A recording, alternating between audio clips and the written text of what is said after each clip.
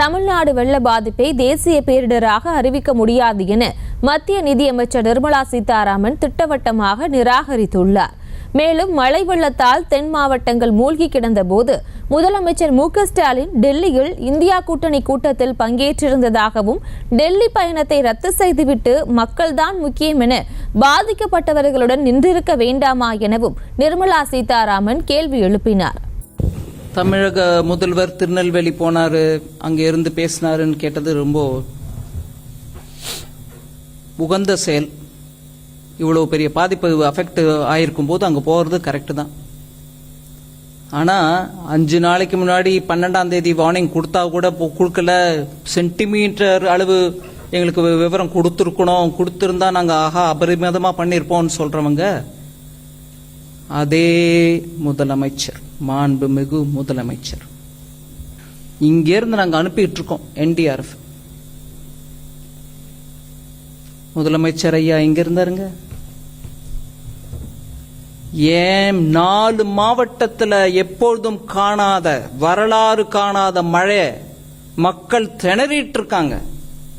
மத்திய அரசே எனக்கு NDRF கொடுத்து அனுப்பு, நானும் அங்க இருந்து நான் நிவாரண பணியை பார்ப்பேன்னு சொல்லாம டெல்லியில இருந்தாருங்க. இன்னைக்கு ஒரு 4 நாள் கழிச்சு போய் திருநெல்வேலியில், 3 நாள் கழிச்சு போய் திருநெல்வேலியில் நின்னுக்கிட்டு அவர் பேசுறாருன்னா நாங்க கேட்டுக்கிறோம், அது மரியாதை கொடுத்து கேட்டுக்கிறோம்.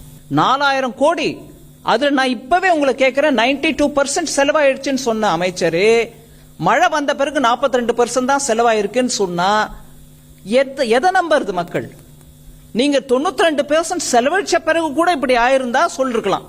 இல்லைங்க, எங்களால கூட எதிர்பார்க்க முடியல, 4000 கோடி செலவு பண்ண பிறகு சென்னை மூழ்கிடுச்சுங்கன்னு சொன்னீங்கன்னா நான் ஒத்துக்கிறேன். நீங்க செலவே பண்ணல, 42 இப்ப நீங்க கரெக்ட் பண்றீங்க. அது அந்த 42 நிஜம்தானா? கேள்வி கேட்கணுமா இருக்கு. ஆஸ் தேசிய பேரிடர்வு, அதாவது நேஷனல் டிசாஸ்டர்ன்ற அனௌன்ஸ்மெண்ட் மத்திய அரசு அனௌன்ஸே பண்ணல. வேற ஸ்டேட்டுக்கு பண்ணாங்க, தமிழ்நாட்டுக்கு பண்ணல. இல்லைங்க, அந்த சிஸ்டமே இல்லைங்க. There is no such thing as announcing that this is a பேரிடர்வு, national disaster. No, there is nothing like that. அவங்க அப்பா வீட்டு பணமா அப்படின்னு கேட்கிற மாதிரி எல்லாம் பேசுறவங்க, அவங்க அப்பா வீட்டு சோத்தை வச்சுட்டு அவர் இன்னைக்கு பதவியை அனுபவிச்சுட்டு இருக்காரா அப்படின்னு சொல்ல முடியுமா? கேட்க முடியுமா? மக்களால தேர்ந்தெடுக்கப்பட்டு வந்திருக்காரு, அவர் கொடுக்க வேண்டிய அந்த மரியாதை நம்ம கொடுக்க தானே கொடுக்கிறோம். இந்த அப்பா வீடு, உன் ஆத்தாவா, இந்த பேச்செல்லாம் அரசியல் நல்லது இல்லைங்க. அவர் அரசியல் இன்னும் முன்னுக்கு வரணும்னு ஆசைப்படுறாரு இல்லைங்களா? அந்த குடும்பமும் ஆசைப்படுது இல்லைங்களா? பேசுற பாஷை, மொழி, அவங்க தாத்தா பேர்பட்ட தமிழ் அறிஞர். அதனால நம்ம நாக்குல கொஞ்சம் அந்த பதவிக்கு ஏத்த அளவுக்கு வார்த்தைகள் அளந்து வரணும். இது நான் பொதுப்படையா சொல்றேன், அவர் மேல காழ்ப்பு உணர்வோ ஏதோ வச்சுட்டு சொல்லல. அதனால எங்களுக்கு முன்னெச்சரிக்கை கிடைக்கவில்லை அப்படின்னு சொல்றவங்க தயவு பண்ணி இந்த விஷயத்தை கொஞ்சம் காதார கேட்டுக்கங்க. இது ஒரு நவீனமான, அதிநவீனமான ரீஜனல் மெட்ரோலாஜிக்கல் சென்டர்.